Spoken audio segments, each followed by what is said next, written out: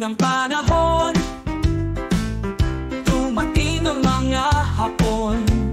Inubos nila ang kangkong, nadiskubre pati ang labong.